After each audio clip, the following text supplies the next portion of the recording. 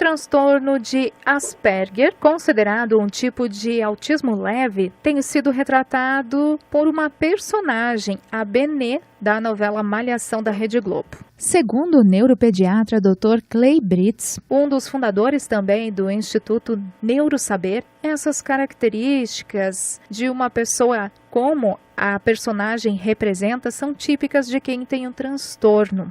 E é sobre isso que vamos falar agora. Bom dia, doutor. Bom dia a todos da CBN. É um grande prazer estar aqui para conversar com vocês. Doutor, vamos iniciar falando um pouquinho mais a respeito desse comportamento. Como que as pessoas que desenvolvem esse transtorno, elas se comportam? Bom, o transtorno de Asperger, ou síndrome de Asperger, ele é uma condição que está dentro do espectro autista. Então, o comportamento de quem tem Asperger é de um autista leve. O que significa um autista leve? É uma pessoa que tem grandes dificuldades de socialização, de comportamento social, dificuldade de interagir com as pessoas. Associado a isso, uma dificuldade muito grande na comunicação social, não sabe se utilizar adequadamente de palavras, gestos, olhares ou comportamentos gerais que expressem uma vontade, um desejo, e tem determinados comportamentos, vamos dizer assim, repetitivos e intensamente centrados no interesse ou em poucos interesses, não dando muita atenção para as pessoas, priorizando sim as coisas. Esse indivíduo apresenta, apesar de tudo isso, um quadro leve da intensidade desses comportamentos, fazendo com que ele consiga dar conta da sua vida, no trabalho, na escola, nas atividades gerais e nas tarefas do cotidiano, mas com grande dificuldade de se socializar, de se comunicar e de dar atenção à necessidade do outro. Certo, doutor. O senhor falou que esse é um nível leve, né? É um tipo leve. É um nível leve de autismo. Quais seriam os outros diferentes níveis, a intensidade do autismo, doutor? Então você tem o nível leve, o nível moderado e o nível severo. O nível severo, o que é? É aquele indivíduo com autismo que apresenta graves comportamentos, geralmente comportamentos extremamente repetitivos que fazem com que ele não consiga dar conta de nada e seja totalmente dependente dos seus pares, dos seus parentes, dos seus cuidadores. O moderado tem uma certa autonomia para algumas coisas e os comportamentos repetitivos não são assim tão evidentes como no severo, mas tanto moderado quanto severo são dependentes de terceiros, tem um grau muito grande de dependência dos pais, precisam de auxílio individual na escola, precisam de intervenções individuais de fonoaudiologia, TO, psicólogo, com mais frequência e com uma dedicação maior dos profissionais para modificar esses comportamentos. Ao contrário do Asperger, que não, é um indivíduo que tem uma certa independência, uma preservação relativa da sua capacidade linguística, da sua capacidade intelectual. Então ele dá conta da escola. O único problema desse indivíduo na escola, e aí a Benê é um exemplo que a Malhação colocou, é a interação social. Esse transtorno, ele tem uma causa e como que é feito o diagnóstico e tratamento dele? Causa nós não sabemos. O autismo,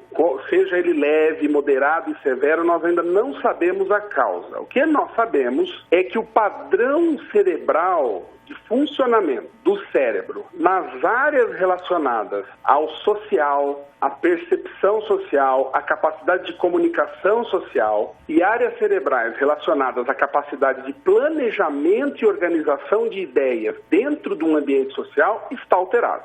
Essa alteração já foi comprovada em várias análises de células de pessoas com autismo que depois de morrerem foi tirado o cérebro e feito análise mais detalhada e foi visto que há uma desorganização de colunas neuronais que deveriam estar bem organizadas nessas áreas, mas na realidade estão desorganizadas. Essa desorganização que nós não sabemos a causa, mas provavelmente, e o que está mais assim em evidência na área científica, é de que essa alteração seja causada por mutações genéticas associadas a alguns riscos do ambiente, como, por exemplo, o indivíduo que nasce prematuro, ou aquela criança que nasce com baixo peso ao nascer, ou ao nascer ela teve que ficar internada na UTI, teve várias intercorrências nos primeiros anos de vida, ou crianças que são geradas por pais acima dos 40 anos. Então, a idade materna e paterna de gestação influencia. E se existe história familiar de autismo, de deficiência intelectual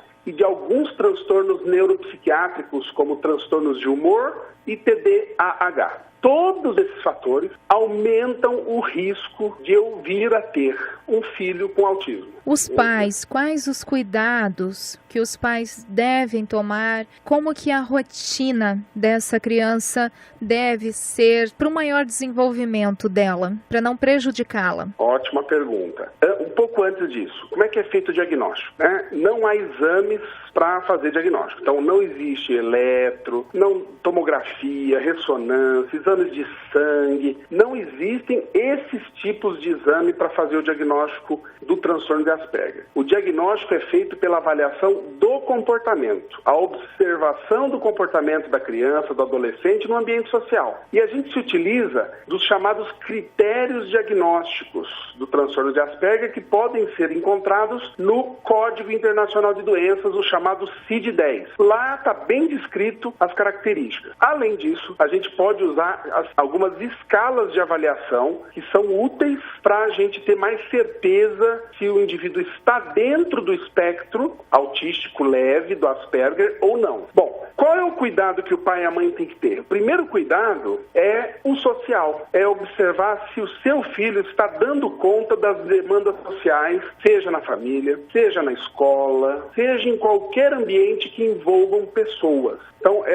esse jovem ele tem que ser encaminhado para uma psicoterapia especializada em ajudá-lo a obter ou conseguir se adaptar a habilidades sociais. Ele não tem habilidade social. Ele não sabe perceber se o outro está triste, se está alegre. Ele tem dificuldade de perceber se aquele momento é o momento dele falar baixo ou falar alto, se ele está sendo inconveniente com determinadas palavras para determinadas pessoas, porque ele tem muita dificuldade de perceber o que o outro está sentindo ou pensando em tempo real. É um indivíduo muito ingênuo. Da mesma forma que ele não percebe e faz as coisas de forma inadequada, socialmente, ele também não sabe perceber se o outro está sendo maldoso ou está usando de determinados olhares para prejudicá-lo. Então, esse jovem corre muito risco de sofrer bullying. Então, esse é um cuidado muito importante. Ajudar o filho a conseguir dar conta de um ambiente social, treinando ele a adquirir capacitação para lidar em ambientes onde se exige habilidade social. Segundo ponto é observar se ele vai conseguir ter pleno rendimento na escola, porque geralmente jovens com Asperger podem ter dificuldades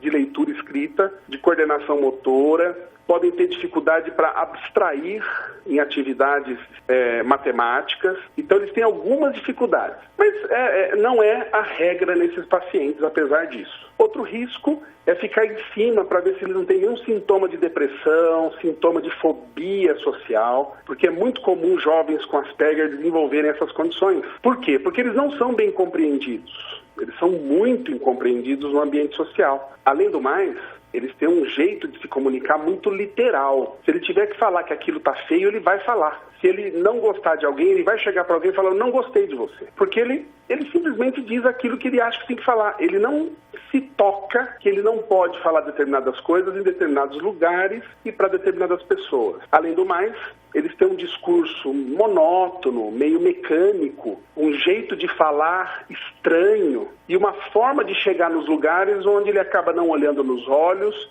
querendo ficar meio pelos cantos ou só conversando sobre o assunto que o interessa. Ele não sabe flexibilizar discursos de acordo com o público, de acordo com o contexto. Então, por exemplo, ele vai falar de computador e dinossauro em todos os lugares que ele vai. E aí a gente tem que chegar para ele e falar, muda de assunto, procura um outro assunto, que agora nós estamos falando desse tipo de assunto. Então vamos conversar sobre outras coisas. Doutor, a gente fala até de a preocupação dos pais com os filhos, até de professores, como trabalhar, como interagir com essas crianças, não só para os pais de crianças que têm o transtorno, mas sim para as outras crianças. Qual a forma melhor, talvez, de passar isso para as outras crianças? Elas, desde muito pequenas, podem ser orientadas por meio de atividades lúdicas, mostrando personagens que apresentam comportamento autístico.